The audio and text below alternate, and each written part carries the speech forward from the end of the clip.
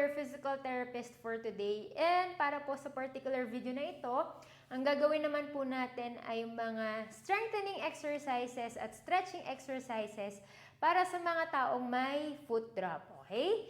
So, ito po ay makakatulong para mas mapalakas natin yung binti at makakatulong to para mas mapadali po yung ating pagtayo at paglakad. Okay? So, for this particular demonstration po, ang position na gagawin ko ay yung paupo na pahaba, no? Pero kung mahirap po ito para sa inyo na gawin, okay lang po na tumihaya ng mahiga ng nakatihaya para mas komportable po kayo, okay? And then, para po dun sa ibang exercises natin, gagamit po tayo ng belt. Kung wala po kayong belt, pwede kayong gumamit ng kahit anong tali na pwedeng ilagay sa paa or mga kumot or tuwalya na pwede nating itali para matulungan nating hilahin yung paa. Okay? So, if ready na po kayo, simulan na natin. Okay, so again, yung position po natin for demonstration, nakaganto po tayo. Kunwari, ito pong binti na mas malapit sa camera ay yung mas mahina. Okay? So, for the first exercise, ang tawag po natin dito ay heel slides. So, yung heel, bali isa-slide lang natin kung hanggang saan lang po yung kaya. Okay? So, kailangan nakalapat yung paa dun sa kama para po paghila, ayan, mababanat siya, no? Ngayon, syempre, baka mahina pa po yung hita at tuhod, hirap pang buhatin yan. So, ang gagawin natin, gamit yung mas malakas na kamay, buhatin dito sa may ilalim ng tuhod, tapos ibatak. Okay? And then, do the exercise for 10 repetitions. So, for example, 1, and then 10. Okay? So, that's the first exercise. Yung next exercise po natin, gamit yung tali. Okay? Ang gagawin lang po natin is, ilagay lang po natin to dun sa may ilalim ng talampakan. Okay? Yan. Tapos, make sure na nandito po yan sa may bandang pinakamalapad ng part ng paa. Okay? Para mas maganda yung batak niyan. Okay? Ang technique na ginagawa ko po minsan, iniikot ko para hindi dumulas yung tali, no? So, ayan. Pag nakaikot na siya, gamit po yung mas malakas na kamay. Yun yung gagamitin natin, panghila. Okay? So, ang gagawin lang po natin, una is assisted toe raise. So, gamit yung tali, ina-assist mo yung paa mo pataas. Okay? So, paano po yan gagawin? Taas, baba. Hila, okay, baba. Hila, baba. Ngayon, kung medyo hirap pa po, no, na hindi pa kaya talagang igalaw yung paa, i-combine po natin ito sa tinatawag nating mental practice. So, paano po yun mangyayari?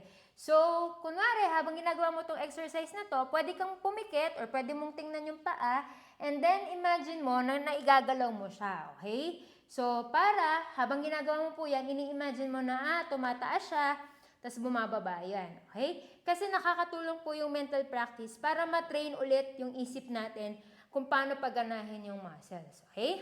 Ngayon, additional to the mental practice, pwede po nating isabay yung kabilang paa na mas malakas, tapos sabihin natin, sabay silang gagalaw. Okay? Taas, baba, taas, taas, baba. Again, do the exercise for 10 repetitions. Okay? Ngayon, kunwari, tapos na pong mag-exercise, pwede naman na natin siyang stretch. Okay? So, paano po natin gagawin yun? Same, habang nakakabit po yung tali, this time, babatakin natin siya ng todo hanggang may maramdaman tayong banat sa ilalim ng binti. Okay? Kapag po meron ng banat na nararamdaman, pwede na mag-start ng counting for 30 seconds. So, for example, 1, 2, 30, and then relax. Tapos, isang banat pa ulit. Okay? And then count, 1, 2, 30. Okay? So, yun po yung mga stretchy na pwedeng gamitan ng tali. Okay? Now, the last exercise ay gamit po yung pader, no? So, pwede po, or kunwari kung sa kama, meron pong paa yung kama nyo, no? Yung parang may harang yung paa ng kama. Pwedeng itulak, isandal yung paa, para lapat na lapat siya. Okay? Ngayon, pag po nakalapat na kasi yan, meron tayong pwedeng maramdaman. Kunwari, naka 90 degrees ito. Meron kayong pwedeng maramdamang stretch dito sa ilalim ng binti. Pwede po yon. Pag meron ng stretch, count lang ng 30 seconds. So, 1, 2, 30. And then relax. Tapos isa pa, push. 1, 2, 30. Okay? Alright, so yun po yung mga exercises na pwede natin gawin para sa mga may foot drop, okay? Ngayon, baka po magtaka kayo bakit ang tagal bumalik yung lakas ng paa. So usually po for stroke patients, yun po talaga yung huli na bumabalik dun sa lakas ng binte. Kasi nasa dulo na po yan. Isipin nyo, galing sa isip, papunta sa paa. Medyo malayo yung dinadaluyan niya na signal, no? Kumbaga. So ang gusto natin is constant reminder para sa paa kung paano siya gamitin. And ang ayaw po kasi nating mangyari is kapag naglalakad ay biglang tumitiklop or lumiliko yung paa kasi mas mahihirapan po kayong maglakad at tumayo at syempre baka pwede ring magkaroon ng sugat dun sa paa. So, kung kaya niyo pong gawin yung exercises everyday, morning, tanghali, hapon, mas makakabuti po, no? Especially yung part ng mental practice, no? Kasi tinutulungan nating i-train yung sarili natin na gamitin yung paa kahit mahina pa rin po siya. Alright?